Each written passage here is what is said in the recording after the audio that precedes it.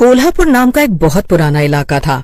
वहाँ पे जगन नाम का एक आदमी था जिसके लच्छे पराठे पूरे इलाके में बेहद मशहूर थे। जगन के लच्छे पराठे खाने दूर दूर से लोग आते थे और वो भी अपनी दुकान में काफी व्यस्त रहता था। उसकी दुकान पे कई सारे नौकर चाकर थे, जिनमें से एक थी माधुरी। माधुरी जगन की दुकान पे लच्छे पराठे बनाने सीखने आई थी, लेकिन उसका अच्छा काम देखकर जगन ने उसे अपनी दुकान पे ही काम पे रख लिया था। क्या बात है जगन भाई, आपने माधुरी को भी अपने लच्छे पराठे बनाने की कला सिखा दी है। अब तो ये आपके जैसे ही पराठे बना लेती है। अरे इसमें मैंने क्या किया भाई, ये तो सबकी अपनी अपनी कला है। माधुरी में वो कला पहले से ही थी, मैंने तो बस उसे निखारने में इसकी मदद की है। सही बात है। फिर माधुरी और जगन अपने अपने काम पे लगे रहते हैं और शाम हो जाती है। शाम को जगन दुकान बंद कर देता है और माधुरी भी अपने घर के लिए निकल पड़ती है। वो अकेली रहती थी और उसका घर पास में ही था।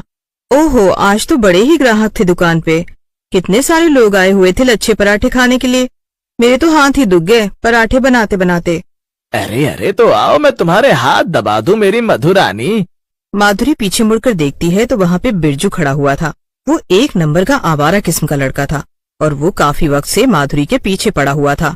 वो माधुरी से शादी करना चाहता था। अरे तू फिर आ गया लफंगा, तुझे कितनी बार समझाया है कि मुझसे दूर रहा कर, लेकिन तुझे तो बात समझ में ही नहीं आती है। अरे क्यों भड़क रही हो तुम मधु, कभी कभार जरा प्यार से भी बात कर लिया करो ना। अरे मेरी जूती करे तुझसे प्यार से बात, और क्या ये मधु मधु लगा रखा है। मेरा नाम माधुरी है, माधुरी। फिर माधुरी गुस्से में वहाँ से चली जाती है और बिरजू हंसते हुए खुद से कहता है, अरे मेरी प्यारी मधु, कब तक मुझसे भागती रहेगी? एक ना एक दिन तो तुझे मुझसे शादी करनी ही होगी। मधु बिरजू से बहुत परेशान थी। वो उससे शादी करना चाहता था, लेकिन मधु को वो बिल्कुल भी पसंद नहीं था। मधु अपने काम पर लगी हुई थी, लेकिन तभी वहाँ पर बिरजू आ गया। अरे तू फिर आ गया, तुझे एक बार समझाया ना, बात समझ नहीं आती है क्या? देख माधुरी, मेरी बात को समझने की कोशिश कर। अरे मैं तेरी सारी जरूरतों का ख्याल रखूंगा, तू एकदम रानी की तरह रहेगी मेरे साथ। मुझसे शादी करने के लिए हाँ कर देना। तेरा दिमाग तो ठीक है ना बिरजू, या फिर तू नशे में बात कर रहा है? भला मुझे तेरी कौन सी जरूरत पड़ने लगी? अरे मैं अपनी मेहनत से लच्छे पराठे बनाती हूँ और तेरे जैसे 4-5 निकम्मों से ज्यादा मैं अकेली कमा लेती हूँ। मुझे तेरी कोई जरूरत नहीं है और ये मेरी तरफ से तुझे आखिरी चेतावनी है। अब अगर तू मुझे दोबारा नजर भी आया ना, तो मैं पुलिस स्टेशन में तेरी शिकायत दर्ज करा दूंगी, समझा? इतना कहकर माधुरी वहाँ से चली गई, लेकिन बिरजू को बड़ा अपमानित महसूस हो रहा था। माधुरी ने उसे निकम्मा कहकर उसके मुंह पर एक बड़ा तमाचा मारा था। ये माधुरी तो बहुत ही घमंडी निकली। कहाँ मैंने इसे रानी बना के रखने के सपने देखे थे और कहाँ इसने मुझसे दुश्मनी मोल ले ली है। तो फिर ठीक है, बहुत घमंड है ना इसे अपने लच्छे पराठे बनाने के काम पर। अब मैं भी देखता हूँ कि ये पराठे कैसे बनाएगी। अगले ही दिन बिरजू ने अपने इरादों को अंजाम देने की ठान ली। उसे पता था कि लच्छे पराठों का आटा माधुरी ही गूंथती थी और इसीलिए वो सुबह जल्दी उठकर माधुरी के घर के बाहर पहुंच गया। माधुरी ने आटा बनाकर रख दिया था और दुकान पर जाने के लिए तैयार हो रही थी। यही सही मौका है, जल्दी से जाकर अपना काम कर देता हूँ। बिरजू खिड़की से अंदर कूद गया और उसने माधुरी के गुथे हुए आटे में एक पाउडर छिड़क दिया और वहाँ से बाहर निकल आया। माधुरी की बच्ची, अब देखता हूँ कि कौन खाता है तेरे लच्छे पराठे। बहुत घमंड था ना तुझे कि तू मेरे जैसे 4 निकम्मों जितना कमा लेती है। अब जब सारे इलाके के लोग तेरे पराठे खाकर उल्टियां करते घूमेंगे, तब देखता हूँ कि तू क्या करेगी। माधुरी इन सब चीजों से अनजान थी और रोज की तरह अपने काम पर चली गई, लेकिन 1 घंटे के अंदर ही जगन की दुकान पर बहुत भीड़ इकट्ठा हो गई। अरे क्या हुआ, आप सब लोग यहाँ एक साथ क्यों आए? क्या बात हो गई? क्या बात हो गई? अरे एक तो तुमने हम लोगों को खराब पराठे खिलाए और अब मासूम बन रहे हो। तुम्हारी वजह से कितने ही लोगों की तबीयत बहुत ज्यादा बिगड़ गई है। क्या? अरे ये आप कैसी बातें कर रहे हैं? आज से पहले तो हाँ हाँ, अब ये तो तुम ही जानो कि आज से पहले ऐसा क्यों नहीं हुआ और आज क्यों हुआ। हमें तो बस इतना पता है कि पैसों के लालच में तुमने अपने पराठों में मिलावट की है। हाँ, और इसकी वजह से कई लोग बहुत बीमार हो गए हैं और इसकी भरपाई तुम्हें करनी पड़ेगी। अपनी ये दुकान अभी के अभी बंद करो और हम तुम्हें अब यहाँ पे बिजनेस नहीं करने देंगे। अरे आप लोग जरा शांत हो जाइए। देखिए, सबसे पहली बात तो यह है कि मैंने आज पराठे बनाए ही नहीं है। पराठों का आटा तो माधुरी ने गूंथा था और बनाए भी उसी ने है। इसलिए मुझे कुछ भी नहीं पता कि आप लोग किस मिलावट की बात कर रहे हैं। अरे तो आप क्या कहना चाहते हैं जगन भैया?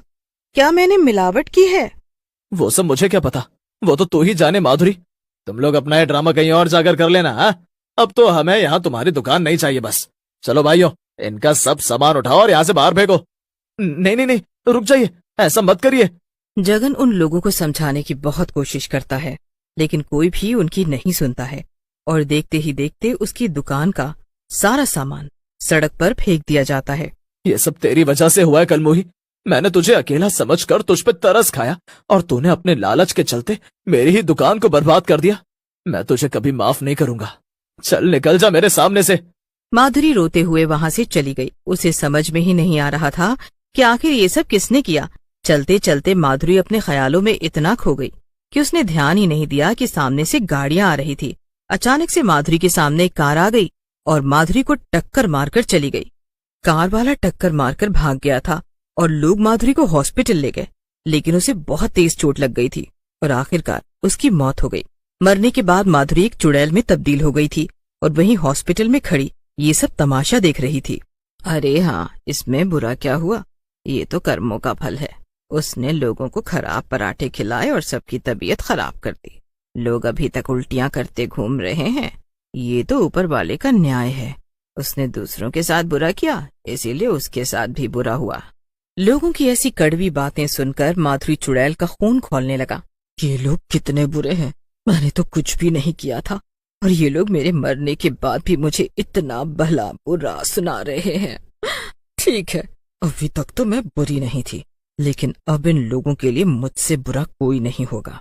मैं लच्छे पराठे बनाने वाली ऐसी भयानक चुड़ैल बन के दिखाऊंगी, ये सारे लोग अगले 10 जन्मों तक मुझे याद रखेंगे। गुस्से में माधुरी जगन की तबाह हो चुकी दुकान पे गई और अपने जादू से सारा सामान सही से लगा दिया। फिर वो अंदर जाकर लच्छे पराठे बनाने लगी। आसपास के कुछ लोगों ने उसे देखा तो वो दुकान पर आ खड़े हुए। चुड़ैल ने पलटकर उस आदमी को देखा। उसकी सिट्टी पिट्टी गुल हो गई। वो आदमी भागने की कोशिश करता है, उसके पहले ही चुड़ैल ने उसे पकड़ लिया। तुम लोगों ने मेरा बहुत दिल दुखाया है, अब मैं किसी को नहीं छोड़ूंगी। एक एक करके सबसे बदला लूंगी, लेकिन सबसे पहले तू खुद आया है मरने के लिए, इसीलिए मैं तुझे और भी खास मौत दूंगी। चुड़ैल गुस्से में एक बड़ा सा लच्छा पराठा उठाती है और उस आदमी के मुंह में ठूंस देती है। ये ले, खा और खाकर मर जा। मेरे पराठे मिलावटी नहीं थे, लेकिन अब मेरे यही पराठे तुम सबकी मौत का कारण बनेंगे। चुड़ैल गुस्से में उस आदमी के मुंह में पराठे ठूंसती ही जा रही थी और वो आदमी सांस तक नहीं ले पा रहा था। आसपास कई लोग जमा हो गए थे और वो भी ये भयानक नजारा देख रहे थे, लेकिन किसी की भी हिम्मत नहीं हो रही थी कि वो चुड़ैल को रोक सके। तभी वहां पर जगन आ गया। ये सब क्या हो रहा है? माधुरी, क्या ये तुम हो? हाँ, मैं ही हूँ और मैं अपना बदला ले रही हूँ। माधुरी, हम दोनों के ही साथ गलत हुआ है। तुम्हें भी अपने काम से हाथ धोना पड़ा और मेरी भी दुकान बर्बाद हो गई, लेकिन मुझे माफ कर दो। औरों की तरह मैंने भी तुम पर शक किया। मैं उस वक्त इतना ज्यादा परेशान हो गया था कि मुझ में बिल्कुल भी धीरज नहीं बचा था और मैंने तुम्हें उल्टा सीधा कह दिया। लेकिन मैंने पता लगा लिया है कि मिलावट किसने की थी। बिरजू ने। जगन की बात सुनकर चुड़ैल के साथ साथ वहां खड़े सभी लोग परेशान हो जाते हैं।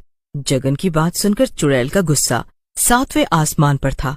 उसने जगन से कहा, जगन भाई, मुझे अभी के अभी उस बिरजू के पास ले चलो, मैं उसे नहीं छोड़ूंगी। मगर जगन के साथ जाने से पहले माधुरी कई सारे लच्छे पराठे बना लेती है और उसे पैक करके अपने साथ ले जाती है। थोड़ी ही देर में माधुरी और जगन बिरजू के घर पहुंच जाते हैं और बिरजू उन दोनों को देखकर दंग हो जाता है।